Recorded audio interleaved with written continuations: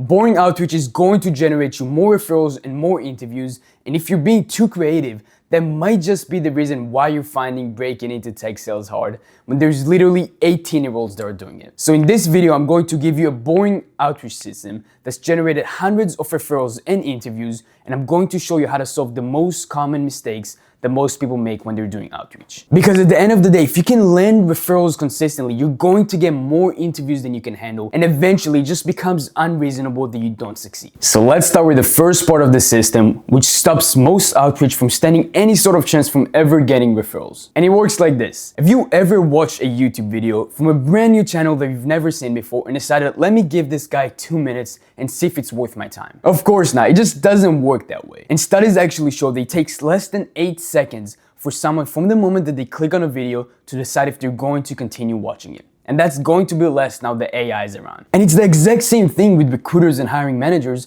when they get your messages. They're just scanning it. They're not even reading the entire thing, and they're just trying to see if it's something that's actually worth their time, if it's another copy and paste template that they've seen 50 times that same day. So the system that I'm about to show you is not creative. It is boring on purpose. And before you get straight into it, you need to understand that you're probably looking at referrals the entire wrong way. Because the reality is you probably already understand that if you're able to actually get a referral, 90% of the time, you're going to at the very least get an interview at that company. And if you're able to actually hop on a call and ask for a referral, at least 85-90% of the time, you're going to get that referral. So if referrals are basically guaranteed once you hop on a call with someone, and interviews are basically guaranteed once you get a referral from someone, the only problem that's left to solve is why don't people already refer you? And that's the part where most people get this wrong. Because at the end of the day, what you need to understand is that most companies are going to incentivize their employees to refer other people. So the company itself wants their employees to refer people. The employees themselves want to refer other people because then they're able to get the money, and you want to get referrals so you can get an interview and eventually an offer. And the only reason why someone wouldn't refer you despite all of those things telling them to refer you is if they feel like associating their name with yours is going to give them some sort of bad reputation for whatever reason. Either you just don't look like someone they want to be associated with, they don't think you have any chance of actually getting a role, or it's just going to be embarrassing to refer you to their colleagues. And the reason it starts before you ever send that first message is because the second you send it on LinkedIn, the first thing someone is going to do is just click on that profile. Matter of fact, they're probably going to click on the profile before they ever open the message. And if they feel like them sending that profile over to the recruiter is going to be just wasting their time and they're wasting their employees' time, they're not even going to take the chance to consider you. And optimizing your LinkedIn is so much easier than most people make it, and it's crazy that not that many people are actually good at this. The biggest thing that you need is just to have a clear profile picture, and it does not take that much work to do it. You can literally outsource it to AI if you need to. But if you can, just use your high school graduation picture, whatever professional picture you ever taken, and if not, you can go to ChatGPT and search up prompts online to actually make it look like a professional picture. Or if you have 30 bucks to spend, then go to headshotprod.com, just put a selfie of yourself and you'll put out a picture with you in a suit. That alone is going to already help you stand out. Make sure you're smiling in that picture. Make sure the banner behind you is something that matches those colors, that looks aesthetically nice, like you put some effort into it. And the headline itself really does not take that much work. Find 2 words to describe you for that headline, whether it be a student athlete, whether it be a sales rep, whether it be a recent grad, and then write open to SDR roles in tech. These 3 things alone, having the profile picture, the banner, and the headline is already putting you ahead of 99% of people. After that, just make a short summary, 3 sentences about yourself in the about section, and just copy and paste everything from your resume to your experience section with those exact same bullet points, just a tiny little bit shorter. And you can use AI for that too if you need to. So with that foundation in place, now we can get into the real system, starting with the part that most people just get backwards. Because most people genuinely want to put in the effort, they want to put in the hard work, they want to be able to differentialize themselves.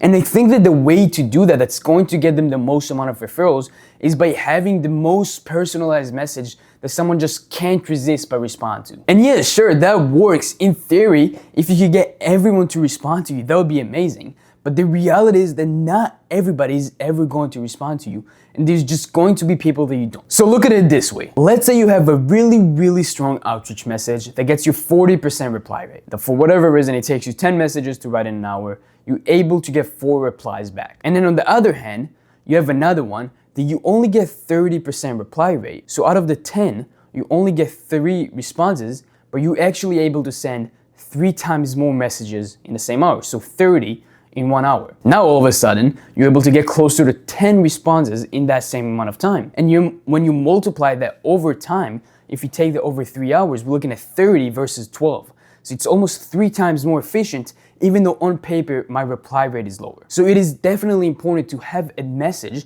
that you can generally just change a couple of little things here and there, like the name and the company, maybe one small detail, and you're able to just send to as many people as possible at that company. And at the end of the day, the reason this works so well is because people don't want to spend that much time reading it anyway.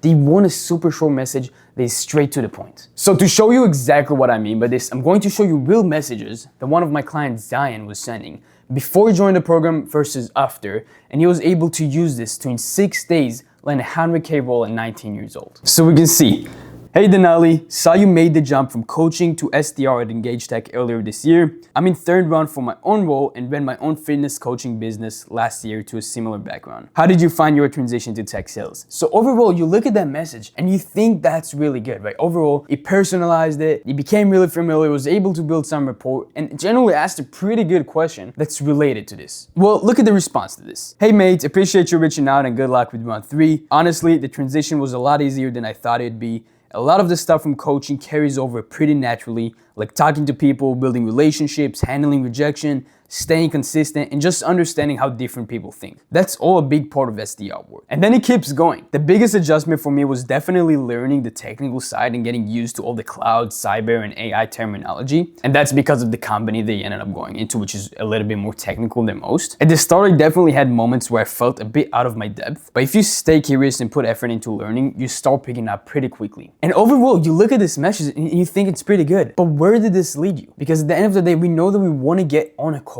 to be able to get there. And he asked a couple more questions, they keep the conversation going, but what ended up happening is Denali just stopped responding. Because at the end of the day, he's an SDR, he's doing his own role. He has a job, he's trying to sell. And as much as he wants to reply to someone, he took the time to put in a good message. He wasn't directly asking for anything, and this guy's already in the interview stage, so there's not that much they could actually help him with. So sure, it was nice, but when you actually take a second to understand it, how much farther did you actually get from that response? Now I want to show you a different message that he wrote after we tweaked it a little bit. Notice how much easier it is to send that to so many people without actually making it that specific, and it still managed to get him a better result. So he says, hey Sam, I'm exploring opportunities at HubSpot and saw you were BDR there. Congrats on all the recent success. I was hoping to learn more about the sales org before applying for an open SDR role so I could put my best foot forward. Would love to connect. So this is something that you could send to 100 people, the exact same message, and he would not need to change a single thing about it, and it's still personalized. So let's see the type of response that he was able to get out of it. So he sent the exact same thing to Matthew, and honestly, I'm not even gonna read what Matthew said. You can just pause the screen if you wanna read the entire thing, but quite a long thing here. And to be honest, a little bit of luck plays into this. Matthew just genuinely wanted to be a nice person and write the entire thing down, but then what Zach did instead is just asking for the call again right after. Would love to find 5 to 10 minutes to connect today or the next day. And guess what? They ended up hopping on a call, and even though Zion was already told that he's been rejected automatically by the system of HubSpot, right after the call, Matthew sent Zion a link to apply through his referral, and he was able to get interviewed in a way, even though he was already rejected. And I don't know if you noticed, but there's one more detail in that message in the conversation with Matthew that was already different before. And if you paid attention, you already heard me say this. And this is genuinely going to be the difference between somebody referring you and someone just not being able to. And that's the fact that you didn't apply yet. And in your message, it's very important to say, I'm about to apply for the open position. It shows that you are just about to, and you're probably going to do it whether or not they respond to you. And they're going to feel FOMO that you're going to apply anyway. The team is going to look at your resume anyway, but even if you get picked, they're not going to get their 5K. And the reality is that if you already applied when you messaged them, like Zion did before, you just have no chance because they just can refer you. Most cases, yeah, sure, maybe they can flag you over to the recruiter, but in the company's system, it might not say that they referred you depending on their policy. And even after Zion said he's about to apply, Matthew specifically told him to hold off until their call, and then he sent him a completely separate link that's just for internal referrals, and that's how he was able to get the interview.